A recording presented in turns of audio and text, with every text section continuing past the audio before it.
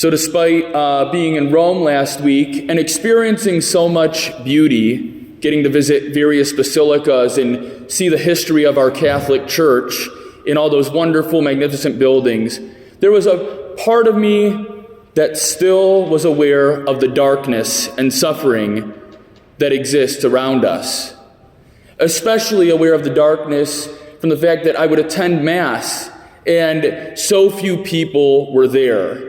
In that beautiful city, so important to our Catholic faith, so few still practice the faith in a serious way. And last night, I again experienced suffering when I received a text from my mom asking for prayers for a friend of hers who just found out she has congestive heart failure, among other health challenges. This being a woman that I know, I was filled with sadness. I experienced so much light, and yet this suffering still exists. Darkness still exists.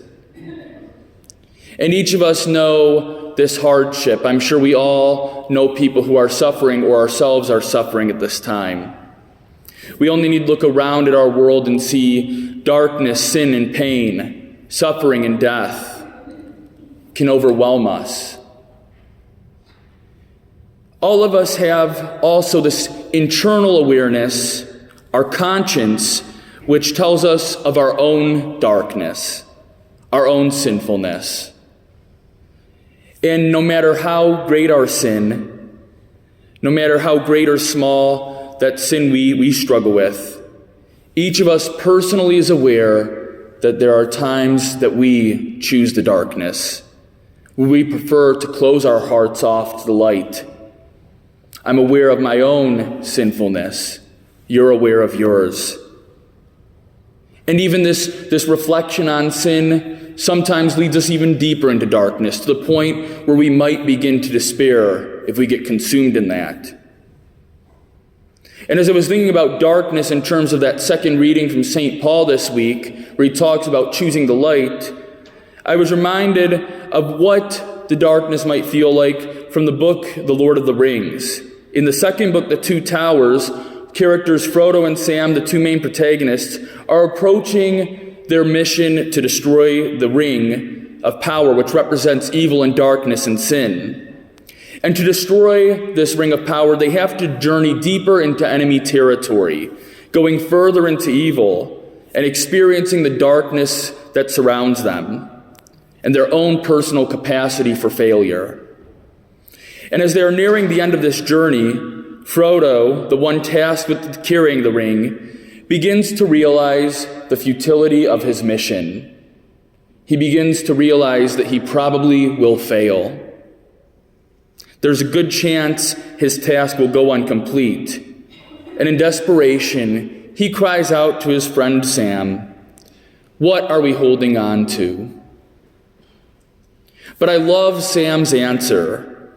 He says, "We are holding on to that there is some good in this world, and it's worth fighting for." Sam knows that beyond the darkness of their present situation, goodness and beauty exist.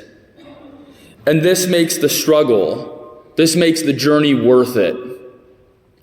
And the message I get from today's readings is that, yes, there is darkness around us. There's spiritual blindness and evil that exists, present all around our world. But in the midst of it all, Jesus is the light that has broken in to dispel this darkness, to remove our blindness. Out of love, Jesus goes on a mission to save us. He's come to save us from our sinfulness, to be the light in our darkness. And so no matter how much evil is present around us, no matter our own sinfulness, we need only to turn our eyes to Jesus for his light to shine on us. And then as Jesus' light shines in us, as we choose the light, St. Paul tells us how we too become light, how the darkness no longer coexists, it gets rooted out of us. And we too then become lights shining in the world. As Jesus' mercy and forgiveness remove our blindness, we are tasked with the call to become the light in the world, to go out into the midst of darkness, evil, and chaos, and be the light of Christ for others. And it's easy to be this light due to the power of Christ. It happens when we lend a helping hand to someone in need, helping someone we've seen fall and taking the time to help them up, assuring that they're okay, or aiding somebody who is sick. It happens in smiling and saying hello to others, acknowledging their presence and communicating that they are recognized and loved as a child of God. It means helping someone struggling with sin, helping them to repent, yes, but continuing to walk with them by their side through the ups and downs of their conversion process. In each of those small, simple gestures, we are the light of Christ. You and I are called to this task of sharing the gospel of Jesus. And the world needs you and me to become holy and share the love of God. Without your holiness, the world will be that much darker. But by allowing God to shine through your life personally, you participate in bringing about God's kingdom of peace and love. And so to close, I want to turn back to that same section from The Lord of the Rings. And Sam rhetorically asks the following question: how could the world go back to the way it was when so much bad has happened? He's asking, in the midst of so much darkness, how can the world become good? How can we see the light again? And his answer: in the end, darkness is only a passing thing. Even darkness must pass.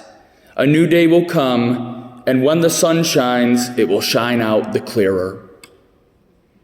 So as we continue our journey through Lent, we might be experiencing darkness and struggle. Maybe the practices we're doing have become burdensome. The weight of this Lenten season is becoming heavy. Keep moving forward on your Lenten journey, handing everything over in faith to God, pouring out your struggles, your weaknesses, your darkness, your sin. And when we arrive at Easter in just a few weeks, we will experience the light that already shines, Jesus Christ, the light of the world for all to see.